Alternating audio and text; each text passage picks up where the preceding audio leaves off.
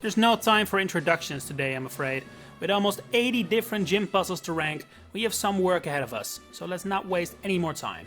You've seen the title, this is every gym puzzle, test, challenge, whatever in Pokemon ranked from worst to best. Which means we start at the bottom with the absolute worst gym puzzles. The ones so bad the few gyms that are just a straight path to the gym leader are leagues better. I think there's a pretty common consensus about the absolute worst one though, and I have to say I agree. The Vermilion City Gym, courtesy of Lieutenant Surge, has a puzzle that is pure unfiltered RNG and is beyond annoying. In fact, this one is so bad, word reached Game Freak and they altered it for Let's Go, because here it's merely boring but manageable. In the original title, you need an explanation this long in order to understand the odds of getting this right. Let me tell you one thing about how I play Pokemon, I don't use math.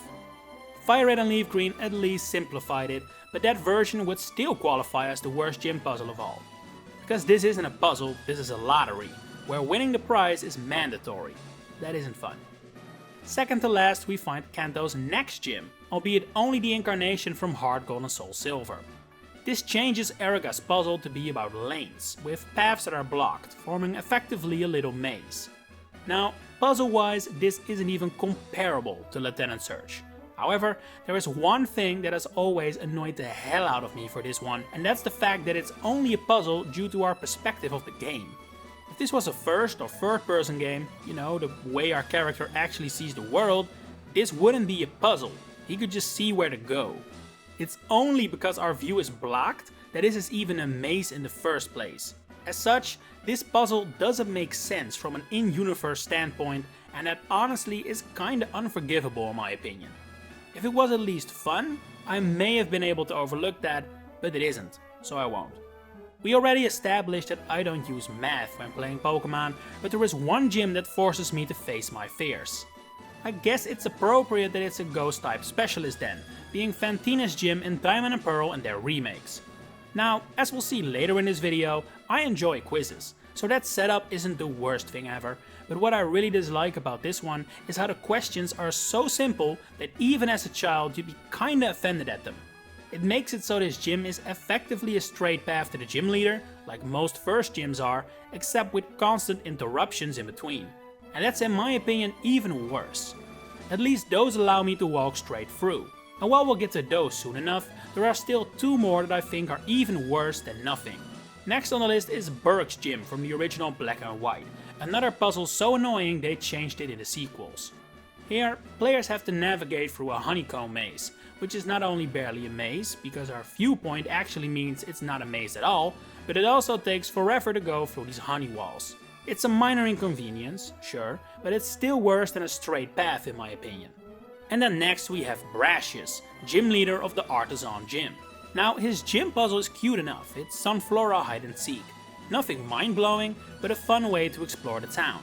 There is however one unforgivable element to it, and that's the performance on the Sunflora. I don't know enough about frame rates and all those kind of things to know what is actually going on here, but these Sunflora run so incredibly choppy, it ruins the entire vibe of the gym challenge. It goes from cute to embarrassing really quick, and you end up with a sour taste by the end of it. And mind you, this is coming from someone who really enjoys Scarlet and Violet, despite their graphical flaws, and barely encountered any bugs during playthroughs. But this is unmissable, because it happens every time without fail, and it's honestly painful. I can definitely understand if people would call this the new worst gym puzzle ever. I just think the concept is fun enough for it not to be. Alright, next we're gonna group a couple gyms together, since they're effectively the same thing.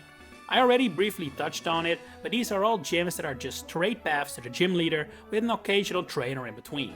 No puzzles to be found, just straight on. Of course, that isn't fun and should definitely be low on the list, with the few exceptions that would have improved by removing their puzzles outright. Anyway, I kinda ranked these based on the aesthetic of the gym and how much I enjoyed that. Meaning, in order, the next entries are from worst to best: Brock, Volkner, Jasmine, Misty in Kanto games, Rourke, Eliza in Black and White 2, Sharon, Pierce, Roxy, and then finally Roxanne, based mostly on Oras. Especially those latter 5 have really cool gym themes, but the fact they're simply one-way walks means I just can't put them higher. Next we have a few that barely escape a walk straight on by adding just enough to rise above it. Strides in Gym has a very simple type effectiveness test, which I can at least understand is useful for newer or younger players. It's what Fantina should have done, so it will take the next spot. Rhyme's Gym challenge is just double battles with a very minor audience mechanic built in, which is only just more enthralling than the basic walkthrough, coasting entirely on the fact double battles don't happen every day. That also helps Raihan rise above other basic gyms, further strengthened by his gym trainers having weather-themed teams, which is cooler than what Rhyme offers. The next spot, number 61 if you're counting, goes to Kofu's Kaskarafa gym. I applaud the idea of us having to win the auction for his legendary seaweed, but in practice it's almost unlosable, so it's barely a puzzle to begin with. In fact, that's kind of the theme of the next few entries. Yes, they're puzzles, but only just. In order from worst to best once again, we next have Bugsy in Gold and Silver, which is one of the most basic mazes I've ever seen. Erica's other gyms, which basically test if you know what cut is, despite Vermilion Gym already having done so. Chuck from Gold and Silver, which is a very basic strength puzzle. And Grant, who has a really cool rock climbing theme, but is barely a puzzle to begin with. Just above them is Katie, who has a very unconventional gym challenge of having to put this enormous olive over the finish line. While it is incredibly janky and the physics feel kinda off, I applaud how creative this is, so I think this is about a fair position. Next we arrive at another category, the biggest so far, one I'd call, yes, this qualifies as a puzzle, but it kinda solves itself if you just follow its leads. It's basically the average gym puzzle, it's around the middle of the list, it's the biggest group, it's the 6 out of 10s. From worst to best we have Gardenia and everything that isn't platinum. It's technically a maze, but by just running around you eventually solve it without any serious effort. Misty in Hard Gold and Soul Silver, which would be a little higher if you didn't have the option of just skipping the pool outright. Whitney in Gold and Silver, an impossible to really fail maze that gets bonus points for being in the shape of a Clefairy. Gardenia in Platinum, which is now a clock-based puzzle that is the poster child of a puzzle that solves itself. Whitney in Hard Gold and Soul Silver, which now has elevated paths, making it a little more engaging, but also looks less like a Clefairy than before. Drayden and Iris, whose gyms have cool themes with the dragons leading you along, but again, the puzzle is a little too leading. Tulip, or should I say Dendra, who tests you by having you copy her instructions. Unique for sure, but nothing too engaging. Maylene, both versions really, which are another epitome of a puzzle that solves itself. Just kinda hit everything whenever it pops up and you should be good. I prefer Platinum's design, so I guess that ranks above the other entry. Chuck in Hard Gold and Soul Silver. Very cool theme, fits Chuck very well, but again, the puzzle doesn't really get your brain moving. And that exact same sentence also applies to, in order, Viola, Nessa, Volkner, Watson, Byron, and Clay in Black and White. All are perfectly fine puzzles that fit their gym leaders and graphically look nice, but I think other gyms do better at incorporating puzzles into a naturally feeling setting, as opposed to brute forcing a puzzle, if you get what I mean. Claire in Hard Gold and Soul Silver goes more in that direction. Not only is it a little more challenging than the previous ones, the lava here also looks really sick and suits her very well, so she rises above this entire group to a little higher position. In a similar place is Wolfric, whose gym puzzle again kinda solves itself, but does have a sort of intimidating air to it. It feels very grand, very fitting of an 8th gym leader. I also really like what Black and White 2 did with Berg's gym. Having to move between these silk cocoons feels very otherworldly almost. It doesn't feel like I'm in a building anymore. And the contrast between the overly white first room and the extremely colorful room where Berg is waiting is very well done. It tells us a lot about his character. We're in the upper half now, where we find several absolutely classic gym puzzles that have been often repeated. My least favorite of those is the spin tiles that Team Rocket is absolutely addicted to, making them also appear in the Viridian gym. However, I'd say the worst version is Blues from Hard Gold and Soul Silver, which is only a spin tile puzzle and features no trainers, which I think makes it a little worse than Giovanni's, which is up next. It has a nicer flow to it, alternating between spin tiles and battles. The best version, weirdly enough, hails from Hawlo, as Tate and Liza's gym in Ruby and Sapphire also uses this mechanic and does it way better. This one has switches that change the direction and even have overpasses, which definitely makes it more intricate and enjoyable. Flannery's gym is up next, as it is a bit of a mixed bag. I like the theme, I like the general idea behind it, but in practice it's a bit too much of a trial and error puzzle. It's like an underwhelming version of the repeating teleport puzzle, which we'll tackle in a bit. First, another repeated puzzle is the Darkness variant, the worst of which is Fantina's version in Platinum. And the reason for that is quite simple, it's too similar to the one that started it all, Do for Gym, which is up next. When Brawley did it, it was at least relatively new. By the time Hard Home Gym incorporated it, it had to add something new to excite us, which it didn't do. Clay in Black and White 2 has learned from those mistakes though, and definitely does something more interesting with the concept of having the light switched off, by adding the conveyor belts. I'd say this one is the turning point from average to good. I really enjoy this one. Next is Hard Gold and Soul Silver's Azalea Gym, which is a fun, intricate, web-based puzzle, which of course suits Bugsy very well. I also like that for only the second gym, this is relatively challenging. You can't just force your way through it, you have to at least pay some attention. Kirchester Stadium, courtesy of Melody or Gordy, depending on the game you play, has a pretty interesting take on the maze formula, having you find your way through a pitfall-infested area. I'd say it's definitely one of the best mazes. I'd be impressed if you managed to not mess up even once during your first try. But thematically, this isn't the greatest, that's where it loses points. Next is Winona, who has a rather simple puzzle in terms of mechanics, but the fact we've never seen this before or since in Pokémon games does help her stand out. It says enough that I can still hear the sound the rotating doors make just by looking at a picture. One small step higher is Clement, which suggests I should be positive about his gym, but I'm actually kinda not. The thing is, I really enjoy quizzes, so the fact his gym is one already elevates him above all the others we've had so far. But man, is this a basic quiz. A landmark like Lumio's Tower honestly deserved better. Based purely on the type of puzzle, I'm ranking him this high, it's barely a compliment. Then we get to the aforementioned group of teleportation puzzles, which I've always enjoyed. They're simple, sure, and a bit of simple trial and error, but they're fun. I'd say the worst is Tate and Liza's from Emerald. It's too basic and the themes of the gym do it no favors. And while you might say Sabrina's gym looks more or less the same, I would counter with Pokemon Let's Go, where the Saffron gym looks a lot cooler. That plus being the original, but Sabrina over the twins. However, the best version hails from Kalos, being Valerie's dollhouse. This is such a good theme to match with this puzzle, they really strengthen each other. Just above this group is another duo of repeating puzzles, which honestly kinda surprised me there were only two.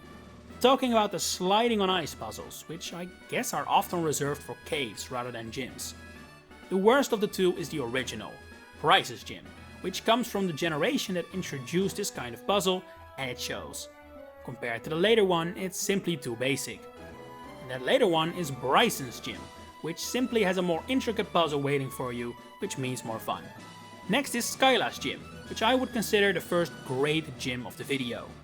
It's a super cool theme with the cannons in the first Black and White and the fans in the sequel that have your character flying around the building. It's just fun to do.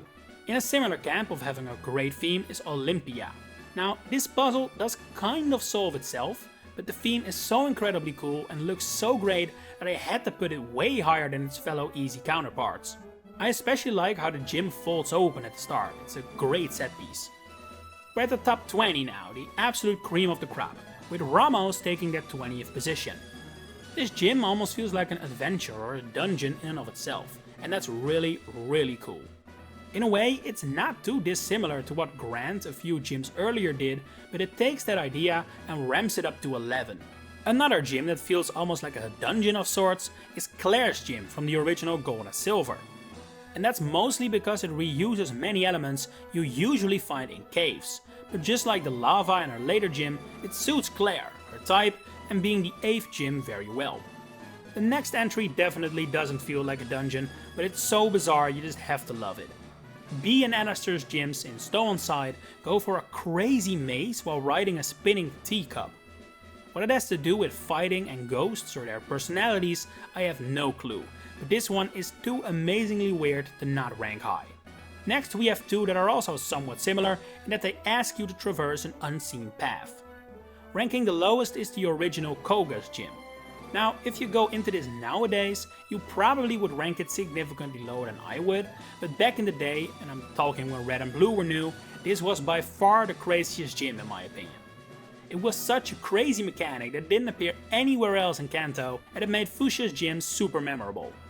But it's fair to say Morty did it better. I also think it suits Ghost better than it does Poison, even considering the ninja theming. Next on the list is just a really strong puzzle, Astoria Gym, courtesy of Crash Your Wake. You have to rise and lower the water level to find your way across to him, which is again just a well-worked puzzle that clear thought has been put into. These days I think Crash Your Wake would have received the puzzle more befitting his wrestler theme, but looking at this as a general water puzzle it's really good. Not even close to being as good a puzzle, but ever so slightly more entertaining is Iono's gym test. We've already established that I like these weird, out-of-the-box gym puzzles, and Iono's streamer theme fits this one like a glove. And any reason to give director Clavel some more screen time is fine by me. In fact, great themes is the keyword for the next couple entries as well, with Corinna being the first in line. What's there to say? Skating rink is just a really cool environment, with great design, even if calling it a puzzle is maybe too much credit. In a similar position is Alesa's Black and White gym. Who doesn't love a theme park? Riding the roller coaster from platform to platform is just really fun, even if this is another puzzle that kinda solves itself. Marlin also qualifies for this, with a gym that revolves around riding lily pads across the water. It's pleasing to the eye, it's fun to traverse, what more can you want? Well, the answer to that is not much. There are still 10 more gyms that are even better than the Humalao gym. Yes folks, we finally arrived at the 10 best gym puzzles in Pokémon history. In my opinion at least. And at number 10 we have Lenora, the second gym of the original Black and White. In order to find her though, we need to solve a puzzle in her library in order to access the secret basement. That alone should make you understand why it's up so high. But what I also like is that this isn't like how Lieutenant Surge did it, where you must find the switches and that's it. Instead, there's also a little quiz element to it, which means it finishes a solid 70 places above the Vermilion City gym.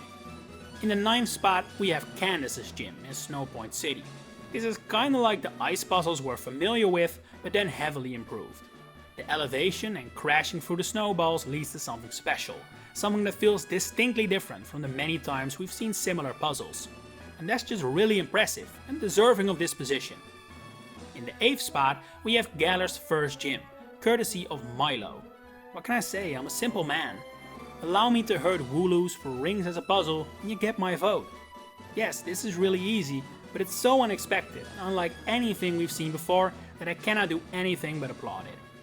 One place higher in 7th is Blaine's gym, which may be a little surprising considering how much I've been praising quizzes so far. Now, the reason for that is because this is a bit of a mixed bag. In Let's Go Pikachu and Eevee, this gym is amazing. The theme is great, the setting is great, it's fun to do, it would have been way higher if it was the same way in the originals and the first remakes. But there it's okay. It's not bad, but it doesn't hit the same.